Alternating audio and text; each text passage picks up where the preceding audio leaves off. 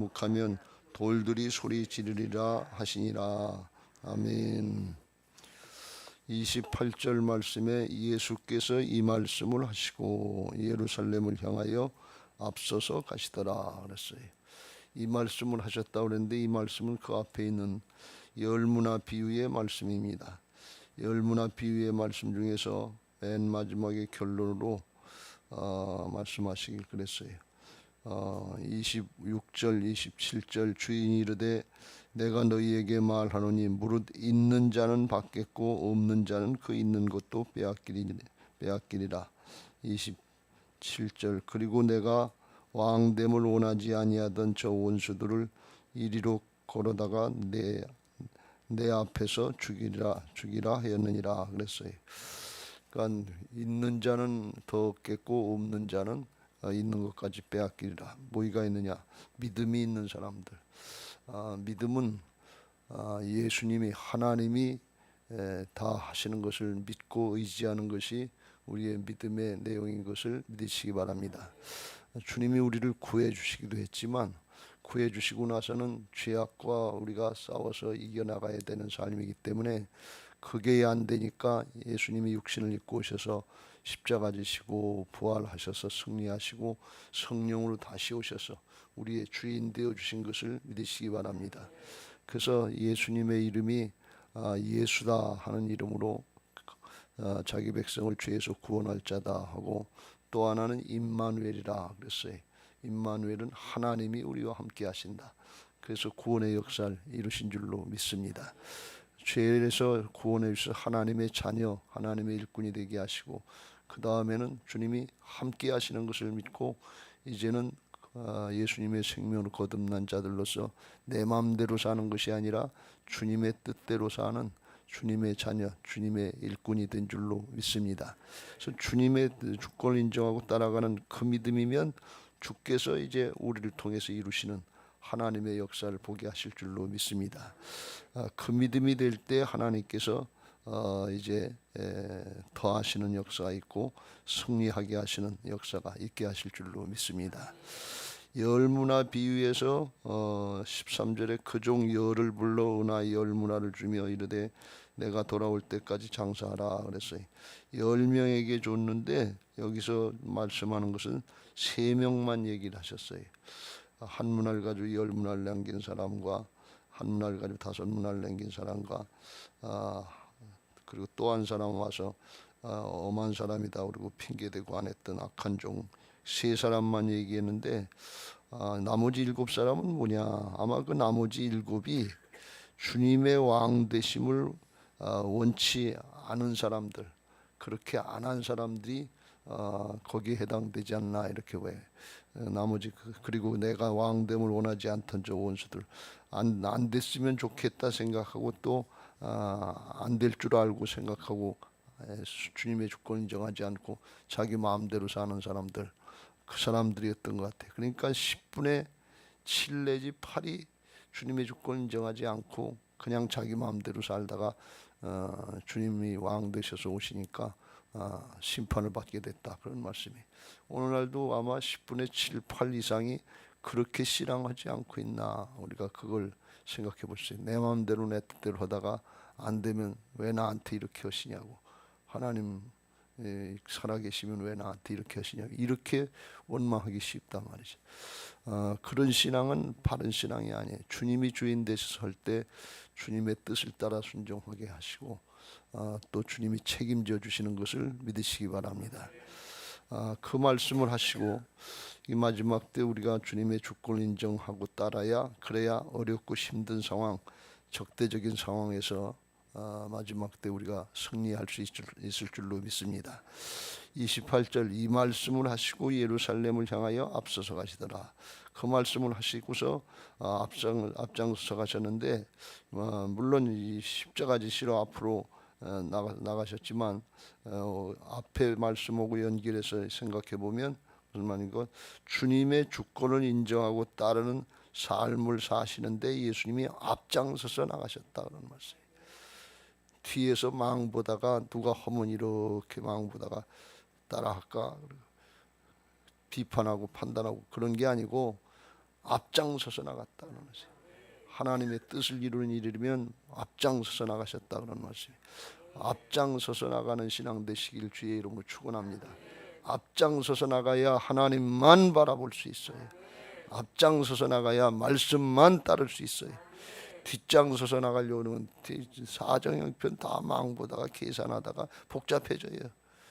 그러면 자기 생각을 따르고 사람의 경우를 따라서 하기 때문에 주님의 뜻을 잊어버리게, 주님의 뜻이 안 된단 말이지. 여호수아와 갈렙처럼 하나님만 바라보고 말씀만 믿고 앞장서서 나가야 돼. 그래야 가나안을 정복하지. 사정 형편이 어떠냐, 상황이 어떠냐 이런 거 따지고 보면 기골이 장대하다, 거기 뭐 사람 거인들이 있다, 경험 성읍이 견고하다, 그들이 훈련받은 사람들이다, 이런 거 복잡한 상황들이 많이 생겨요. 우리가 살아가는데 복잡한 상황들이 얼마나 많아요. 어떤 일 하나를 결정할 때마다 그런 일들이 너무 많은데, 그럴 때 하나님의 뜻, 하나님의 말씀을 따라서 깨달았으면 앞장서서 나가는 거예요. 결과 하나님께서 책임져 주시는 거예요. 어저께도 말씀드렸지만 결과는 주께서 역사하시는 거예요. 과정을 우리가 똑바로 하면 결과가 되는 거예요. 또 과정이 우리가 똑바로 되면 결과가 안 좋은 것 같고 덜 좋은 것 같아도 우리를 바꿔가시면서까지라도 하나님께서 만들어 주신단 말이죠. 그래서 하나님은 언제든지 우리 영혼을 소성해가고 의의 길로 인도할 수 있도록 푸른 초장 잔잔한 냇가로 목자가 인도하시는데, 그것만이 아니에요. 사람이 바로 돼야 진짜 승리지. 사람은 바로 안 되는데 문제만 해결되려고 그러면 그거는 하나님 앞에 복이 아니다 그런 말씀. 그걸 깨닫고 주님의 주권자하고 신앙하는 바른 신앙이라야 요동치 않고 주님만 바라보고 말씀만 따라서 끝까지 하나님 앞에 새 예루살렘 성으로 나가게 하실 줄로 믿습니다.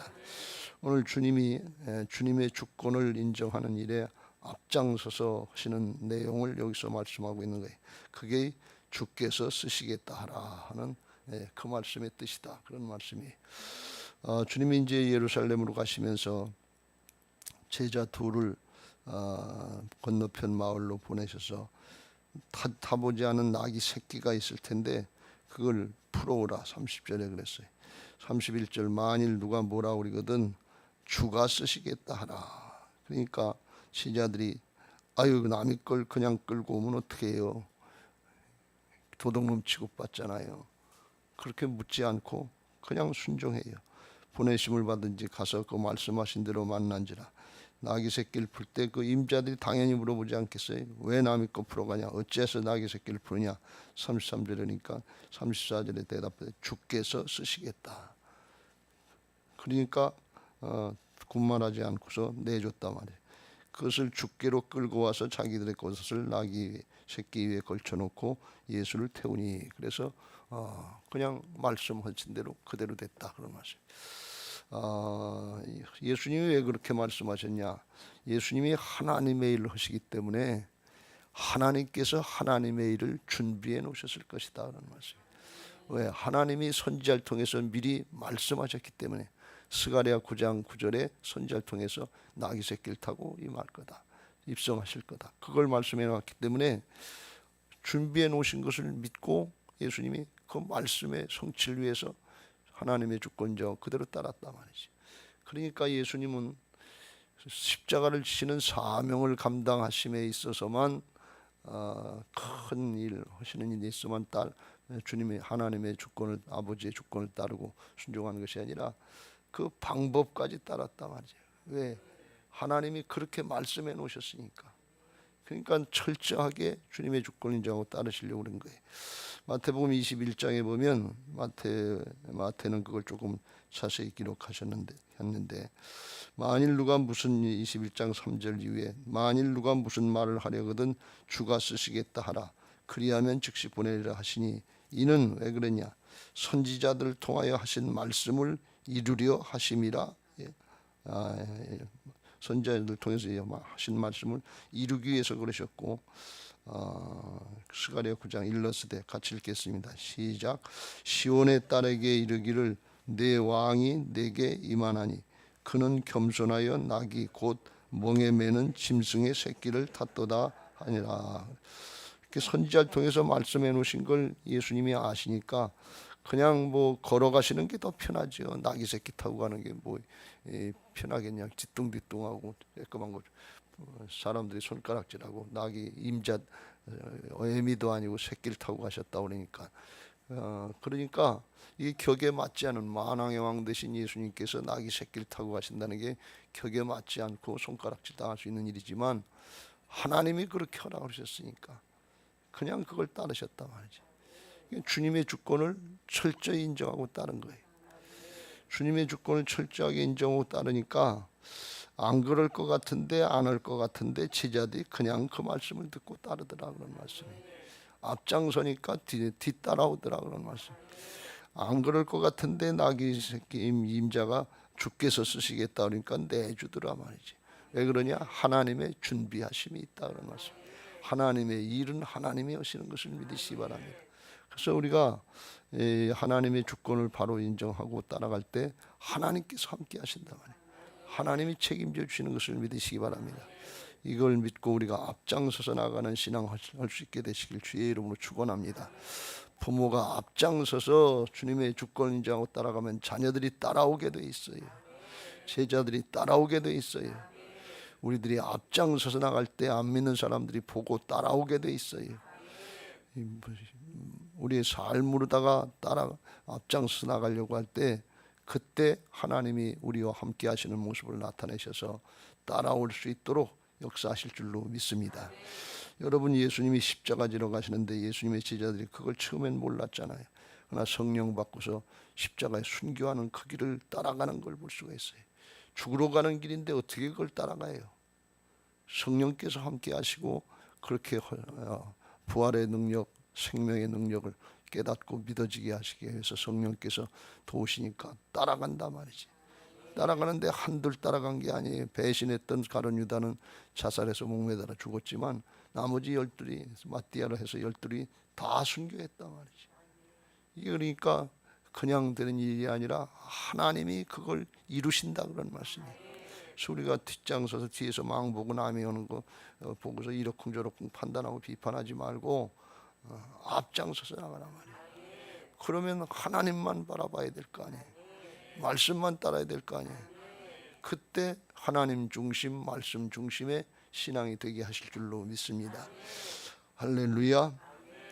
그런 은혜들이 있게 되시길 바라고, 그리고 이제 나귀 새끼를 데리고 와서 겉옷을 이 36절 나귀 위에 걸쳐놓고 예수를 태우니 가실 때 그들이 자기 겉옷을 길에 펴면서 이제 왕이 예루살렘에 올라오셔서 등극하시려고 하는 줄 알고 다윗의 왕국을 이루고 정치적인 메시아로서 로마의 정부로부터 능력으로다가 해방시키려고 하신 줄 알고 그들이 거기서 예수님을 찬송하고 이름을 경배하는 것을 볼 수가 있어요. 37절 38절 같이 읽겠습니다. 시작. 이미 감람산 내리막길에 가까이 오심에 제자의 온 무리가 자기들이 본 바 모든 능한 일로 인하여 기뻐하며 큰 소리로 하나님을 찬양하여 이르되 찬송하리로다. 주의 이름으로 오시는 왕이요 하늘에는 평화요 가장 높은 곳에는 영광이로다 하니 그랬어요. 그러니까 이건 아주 올바른 찬양을 하고 하나님께 돌릴 수 있는 찬양과 경배인데, 그런데 우리가 잘 알지만 이게 끝까지 가지를 못했어요.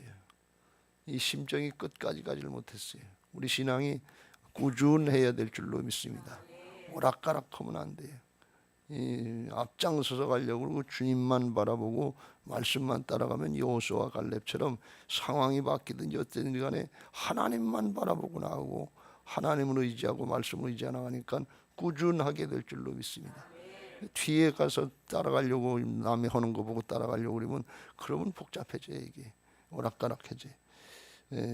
앞장서서 나가면서 이제 이걸 하는데 이들이 이렇게 찬양하고 경배한 거 왕 되신다니까 해방시켜 줄 것 같은 기대감을 갖고 있으니까 좋아서 했단 말이죠. 근데 나중에 보니까 십자가 지신다고 그러니까 실망해가지고 십자가에 못 박으라고 아우성치고서 십자가에 못 박는 폭도들로, 예수님을 죽이는 자들로 바뀌어진 걸 볼 수가 있어요.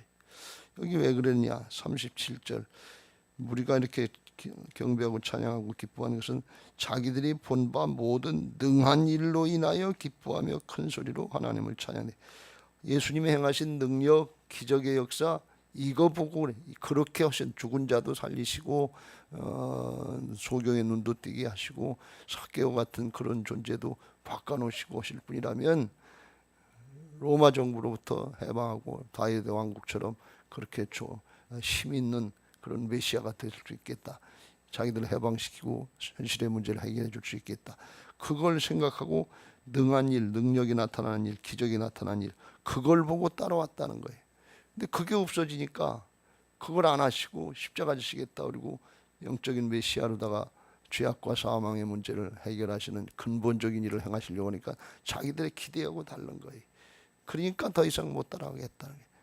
오히려 예수님으로 저런 놈은 죽어야 된다고 십자가에 못 박으라고 아우성치는 폭도들로 바뀌어버렸단 말이지. 이게 우리의 신앙이 되지 않도록 경계해야 될 줄로 믿습니다. 누가복음 23장 20절 위에 빌라도는 예수를 놓고자 하여 다시 그들에게 말하되 그들은 소리질러 이르되 그를 십자가에 못 박게 하소서, 십자가에 못 박게 하소서 하는지라. 23절, 그들이 큰 소리로 재촉하여 십자가에 못 박기를 구하니 그들의 소리가 이긴지라. 그래서 이에 빌라도가 그들이 구하는 대로 허가하고 인가해서 십자가에 못 박게 내줬다, 그런 말씀이에요. 이건 아주 불상사죠. 구세주로 믿고 주님으로 믿고 따라야 될 사람들이 자기 문제 해결하는 도구로 생각한 거예요. 그게 되면 끝까지 따라가는 거고, 그게 안 되면 물리치고 죽이고, 그런 모습이 된다. 우리가 주님 따라가려면 자기를 부인하고 자기 십자가를 지고 감당하면서 따라가야 될 줄로 믿습니다. 자기가 부인되지 않으면 예수님을 부인해요. 내가 영적으로 죽지 않으면 예수님을 죽인단 말이지. 말씀이 육신 대신 말씀을 소멸한단 말이지. 성령을 소멸한단 말이지. 그래서 바울은 고린도전서 15장 31절 부활장에서 부활의 생명의 삶, 부활의 신앙을 하려면 나는 날마다 죽노라 그랬어요. 나를 날마다 부인하고 주님 따라가려고 그러면 지는 것 같은데 내 육신의 옛사람 죄악으로 하는 생각했던 그건 죽지만, 그건 지지만 영으로 예수님으로 이기는 삶을, 궁극적인 승리의 삶을 살게 되는 줄로 믿습니다. 기왕이면 끝까지 주님을 찬양하며 경배하는 삶, 그런 신앙 되시길 주의 이름으로 축복합니다. 항상 기뻐하라, 쉬지 말고 기도하라, 범사에 감사하라. 이는 그리스도 예수 안에서 너희를 향하신 하나님의 뜻이니라. 거듭난 주님의 생명의 삶으로 부활신앙 하려고 할 때 항상 기뻐하고 범사에 감사하면서 기도의 승리자들이 되게 하실 줄로 믿습니다. 39절 40절 말씀에는 부가적으로 말씀하셨는데 그 모습을 보니까 아직까지 이제 예수님을 십자가에 못 박으러 하기 전이니까 바리새인들, 유대교 지도자들이 보니까 이게 눈꼴 사납거든요. 그러니까 하는 얘기가 39절, 무리 중 어떤 바리새인들이 말하되 선생님이여 당신의 제자들을 책망하소서 그랬어요. 그러니까 여기 성전인데, 거룩한 성전, 하나님이 계신 곳인데 왜 이렇게 소리를 지르고 난리를 치고 소란을 피우냐, 그런 얘기죠. 경건하지 못하다, 그런 말이죠. 그랬더니 40절에 예수님 말씀하시길 같이 읽겠습니다. 시작. 대답하여 이르시되 내가 너희에게 말하노니 만일 이 사람들이 침묵하면 돌들이 소리를 지르리라 하시니라. 너희 이 사람들이 침묵하고 가만히 있으면 돌들이라도 입을 벌여서 주님을 경배하고 찬양하겠다, 그런 말씀이. 이 일은 사람만 기뻐할 수 있는 일이 아니라 온 세상 만물, 온 피조물들이 다 기뻐하고 즐거워할 그런 자유케 하는 구원의 역사다 하는 것을 말씀하고 있는 거예요. 우리 사람들이 죄를 지어서 온 세상 다른 피조물들도 죄악 가운데 썩어지고 부패하는 그런 일을 당하고 있다, 그런 말씀이에요. 로마서 8장 19절 위에 보면 하나님의 이제 구원이 나타날 때 사람에게만 나타나는 것이 아니라 피조물이 고대하는 바는 하나님의 아들들이 나타나는 것이니 피조물이 허무한 데 굴복하는 것은 자기 뜻이 아니요 오직 굴복하게 하시는 이로 말미암음이라. 그 바라는 것은 피조물도 썩어짐에 죄악의 죽음의 종로로 탄 데서 해방되어 하나님의 자녀들의 영광의 자유에 이르는 것이니라. 이 말씀을 하신 걸 보면 새하늘과 새 땅을 만드시고 주님의 구원의 역사가 나타나면 사람만 안 죽는 것이 아니라 피조물들도 안 죽잖아. 썩어짐의 종로로 탄 데서 해방된다. 그걸 피조물들도 다 바라고 있다니. 그 피조물들도 그걸 또 알고 주님의 음성을 듣고 주님의 뜻을 따라서 기뻐하고 찬양할 수 있는 그런 역사가 있겠다, 그런 말씀이. 이게 신기한 역사인데, 영적인 하나님의 역사인데 하나님이 그걸 이루시겠다. 지금은 우리 사람들만 하나님을 경배하고 찬양하는 것 같은데 나중에는 피조물들도 찬양할 때 가끔 그런 경우에 고백을 하는 사람도 있잖아요. 성령에 충만해가지고서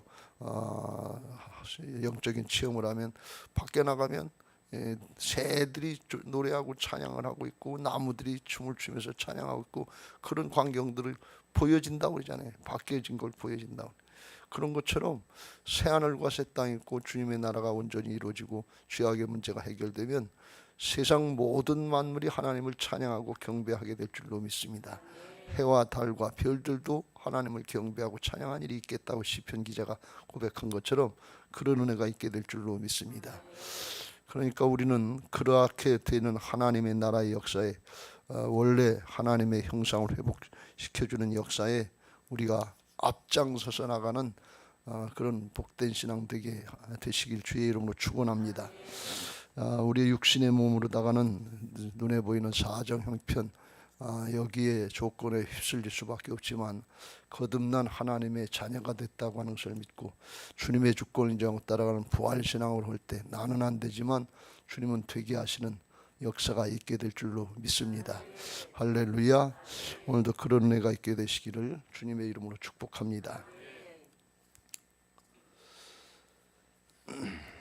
제 기도하실 때에 찬양하시는데 내 주여 뜻대로 549장